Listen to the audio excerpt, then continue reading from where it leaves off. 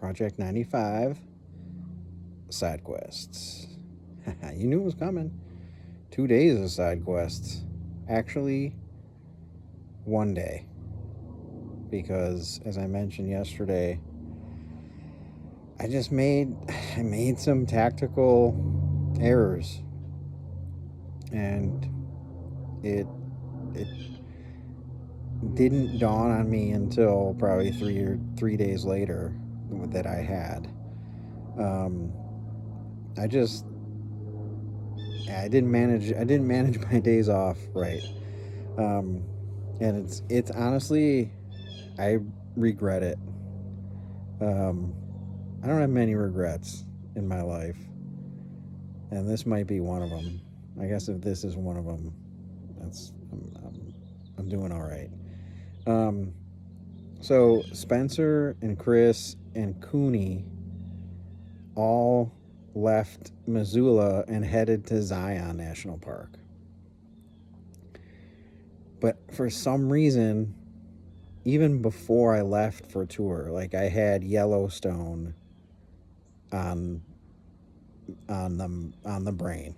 For some reason, I was like, yeah, I'll go to Yellowstone. Like that was the thing that I always mentioned, non-fish that I was going to do.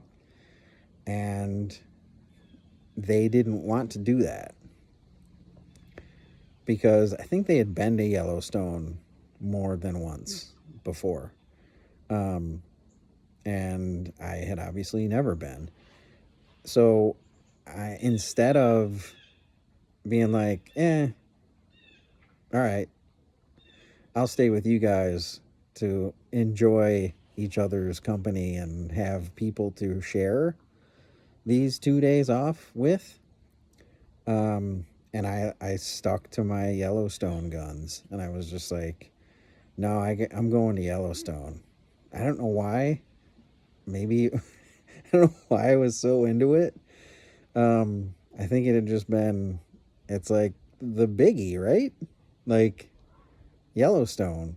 I didn't honestly like Zion. I didn't even kind of like in the national park game. Like, is not Yellowstone number one? I think it is. I think if you ask just like people, hey, name some national parks, they're not giving you Rocky Mountain, right? They're giving you Yellowstone. So I just had it on my uh, checklist, and it was just a mistake. Not that Yellowstone wasn't amazing, but anything by yourself is, well, any national park by yourself pales in comparison to being with fish friends, right? Like, so it's kind of my 2 days off are, like I said, kind of a bummer. Um, so there's tons of pictures in the initial side quest post. Pictures of my car, pictures of some buffalo. I got some scenery pics. They're bad. I had like a point and shoot fucking douche cam. Like it wasn't, I didn't have like a telephoto lens or anything. So there's some landscape shots. There's like the little Yellowstone newspaper pictures, some signage. Um, but the so Yellowstone's not. This is why it was a tactical error. Yellowstone's not far from Missoula. I mean, relatively speaking. There's also a photo of the drive that I had 2 days to do. The drive between Missoula and Phoenix is. I took a little photo of it, and it's like 15 hours or something, right? So the smart play would be like I had been doing all tour, right? Show's over, bust it till you can't anymore, and go until I don't know, you're well into Utah, and then your day off, you get up. It's a couple hour drive maybe to Zion, You spend the day in Zion, you camp in Zion, you get up the next day, which is the 10th. This is now is your second day off. You get up 10th, you drive to Grand Canyon, camp at Grand Canyon. And then the next day you get up, you go to the show. Like that's what I should have done. That's what my buddies did. But I was like, no, man, Yellowstone's calling me, dude. So I didn't travel far. And then I spent the whole day in Yellowstone. It was crazy. And I remember like just that Chicago feeling of, just being so small and the magnitude of it all came just rushing back. Because here I was alone again. And, I'm not that guy. I'm not the do a hike guy. Like, I basically drove around,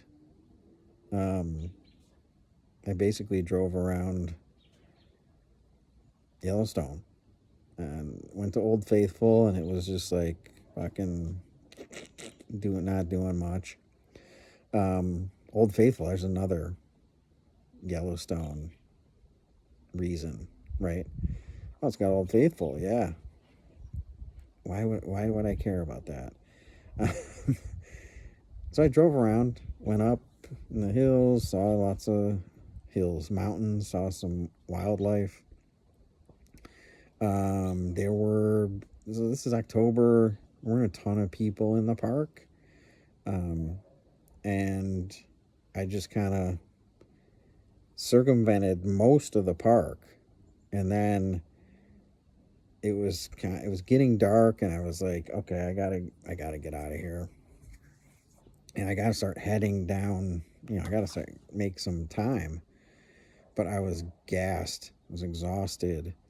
And I remember coming out, and I think the Grand Tetons are if that's how you say that, are the mountain range up there. And I was kind of like coming out, they were behind me, and I'm coming down this road, and there's nothing out there.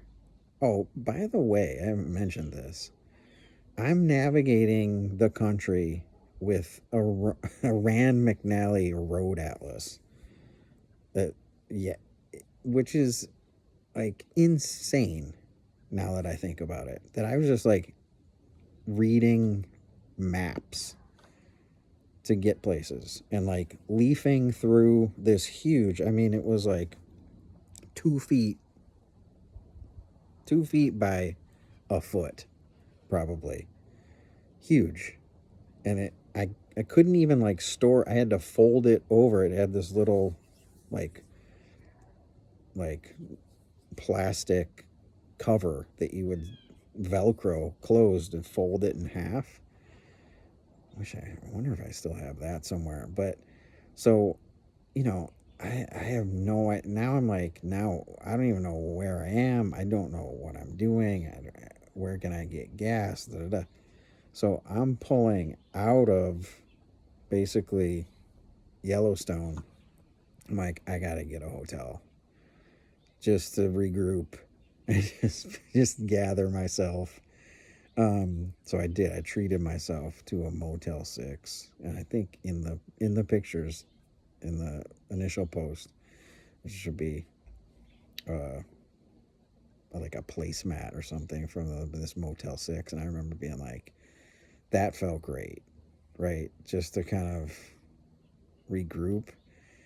But it wasn't long before I was like, oh fuck, I gotta drive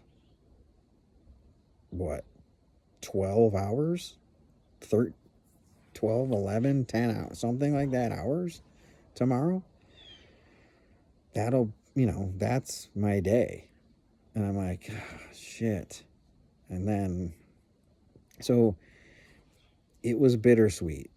Let's put it that way. And the further I got into that second day, the drive on the 10th, the more pissed I was that I'm like, why did I do that?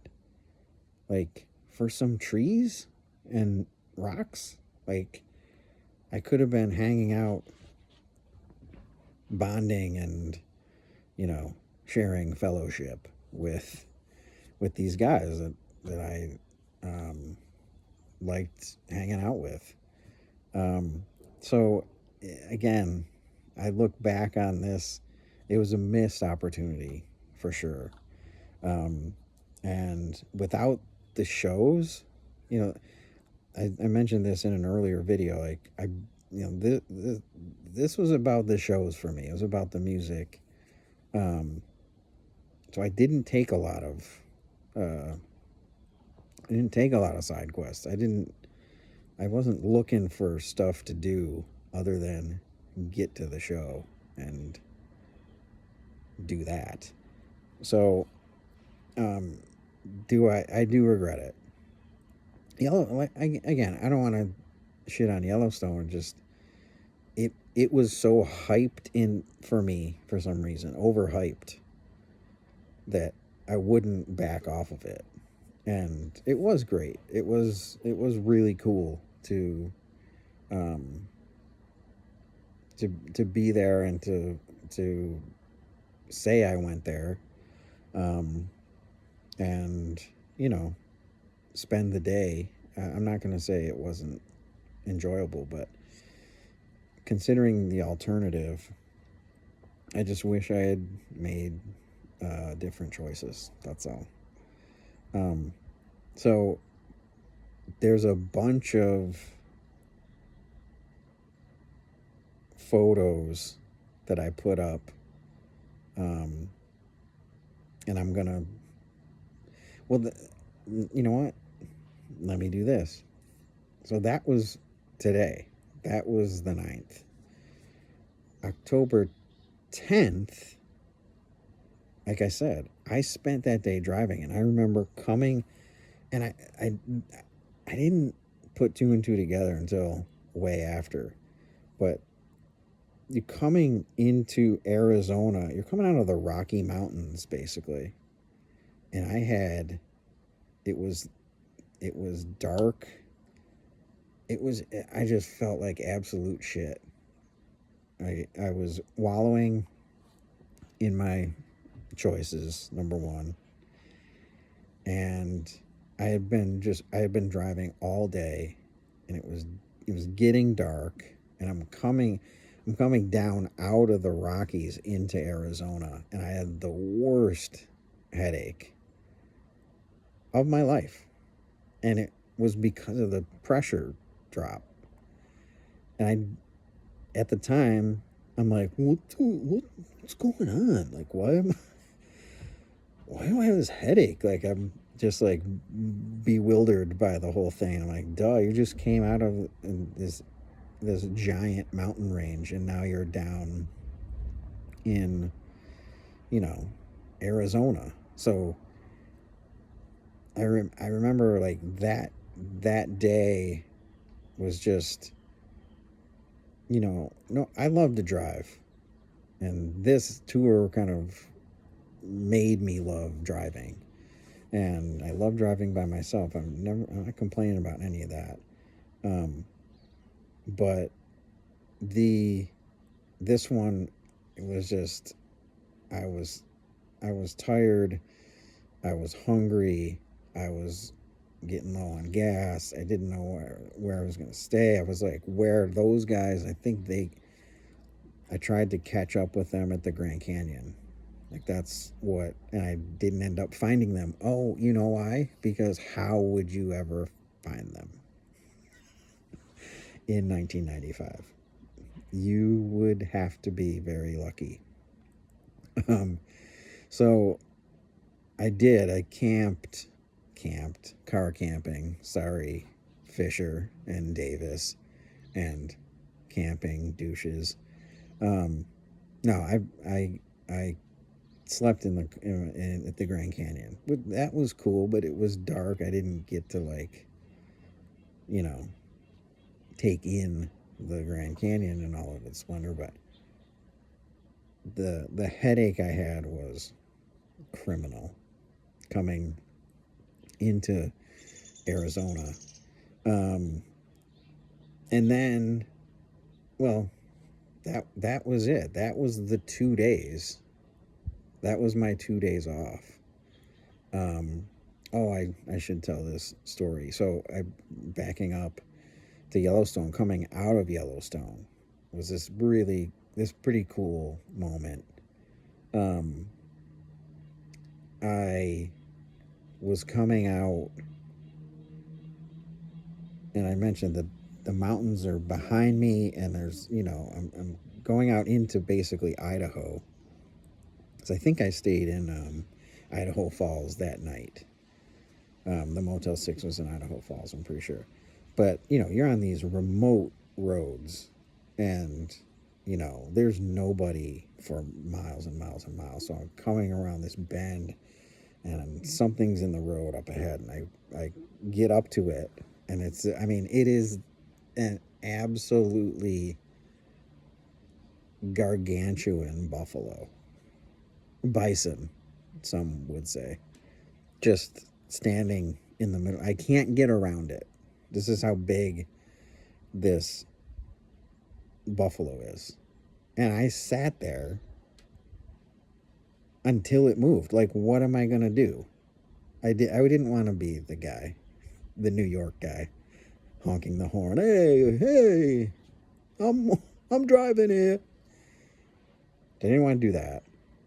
I'm just like, I'm going to let this buffalo do what it will.